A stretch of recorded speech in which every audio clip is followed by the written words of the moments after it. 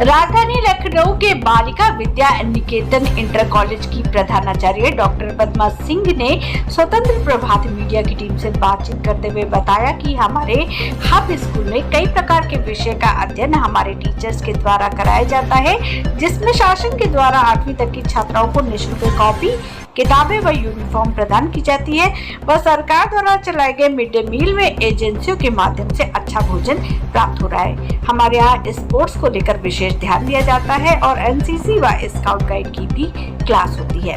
लखनऊ से संवाददाता रोशनी सोनकर की रिपोर्ट। स्वतंत्र प्रभात समाचार में आपका बहुत बहुत स्वागत है। संवाददाता रोशनी सोनकर के साथ आज हम लोग आए हैं बालिका इंटर कॉलेज में। हमारे बीच मौजूद है प्रधानाचार्य। मैम, आपका नाम? डॉक्टर पद्मा सिंह। जैसा कि मैम, आपको इस विद्यालय में कितना समय हो गया है और विद्यालय में जो प्रिंसिपल का प्रधानाचार्य का पद होता है, ओहदा बहुत अहम होता है, तो इन बीच आपको किन किन चुनौतियों का सामना करना पड़ा, इसकी विस्तार से जानकारी दीजिए। विद्यालय में तो मुझे बहुत लंबा समय हो चुका है, तकरीबन 30 साल मुझे नौकरी करते हो गया है, लेकिन प्रधानाचार्य के पद पर मैं 2018 से आई हूँ। 2018 के बाद का जो 2 साल का समय, 3 साल का समय रहा, वो हमारे लिए बहुत चुनौतीपूर्ण रहा, इसलिए क्योंकि कोविड आ गया। तो कोविड में अपने बच्चों को पढ़ाना और उनको आगे बढ़ाना हमारी सबसे बड़ी जो थी प्राथमिकता भी थी और चुनौती भी थी। तीसरी चीज़ हमारे साथ ये जो सबसे बड़ी समस्या आई कि कोविड में हमारे पास जो बच्चा आता है वो लोअर क्लास या लोअर मिडिल क्लास से आता है, और बच्चों की स्थिति, उनके पेरेंट्स की स्थितियाँ आप लोग खुद ही जानते हैं कि कोविड में इतनी ख़राब हो चुकी थी कि वो फ़ीस तक दे पाने में समर्थ नहीं थे। एक नॉमिनल फ़ीस जो ली जाती है गवर्नमेंट स्कूल्स में, वो तक दे पाने में समर्थ नहीं थे। तो फ़ीस आदि के लिए तो हम लोगों ने खुद ही ये किया कि जितना भी हमारा टीचिंग स्टाफ और नॉन टीचिंग स्टाफ था, हमारे स्टाफ ने, जिनके पेरेंट्स की स्थितियाँ बहुत ख़राब हो गई थी, उन सारे बच्चों की फ़ीस, क्योंकि फ़ीस तो गवर्नमेंट की है और वो जानी ही जानी है, तो वो हमारे टीचिंग और नॉन टीचिंग स्टाफ ने खुद मैनेज करके जो बच्चे नहीं कर सकते थे उनका किया। बाकी दूसरी चीज़ें ये है कि हमें गवर्नमेंट से कोई एड तो मिलती नहीं है, तो हम लोग जो भी करते हैं वो अपने साधनों से करते हैं। यानी जैसे कि अगर हमें कहीं से, जैसे बैंक के थ्रू हमें एड मिलती है, कभी कभार फ़ैन एंड ऑल जितनी भी चीज़ें होती हैं वो हमें बैंक के थ्रू मिलती हैं।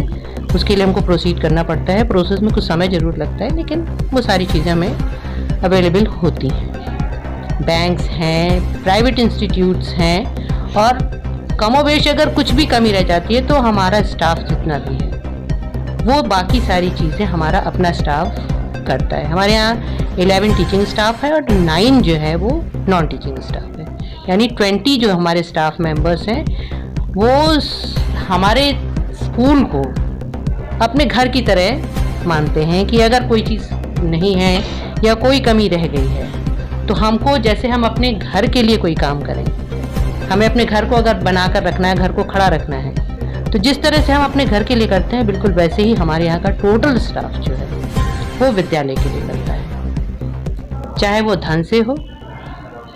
लेटर आया था, मैंने अभी साइन किया है उस लेटर को, और 3 लड़कियां कर्नाटका में हॉकी में सिलेक्ट होती गई हैं। बाकी स्विमिंग के बच्चे हमारे यहाँ हैं, स्विमिंग में भी हमारे यहाँ प्राइजेस लेके आते रहती है। ये देखिए सारी ट्रॉफीज आपके सामने लगी पड़ी हैं। मैम, जैसा कि सरकार द्वारा जो मिड डे मील चलाई जा रही है और निःशुल्क पुस्तक वितरण कार्यक्रम, यूनिफॉर्म जो सरकार द्वारा दिया जा रहा है, तो आपके विद्यालय में भी छात्राओं को क्या इसका लाभ प्राप्त होता है? बिल्कुल प्राप्त होता है, दोनों का। निःशुल्क पुस्तक वितरण भी है और मिड डे मील दोनों है। मिड डे मील की खाने की क्वालिटी कैसी है? मिड डे मील की खाने की क्वालिटी तो लास्ट टाइम तक जो था वो तो अच्छी थी, पर इस समय जो मिड डे मील आ रहा है उसकी क्वालिटी बहुत अच्छी हम नहीं कह सकते हैं।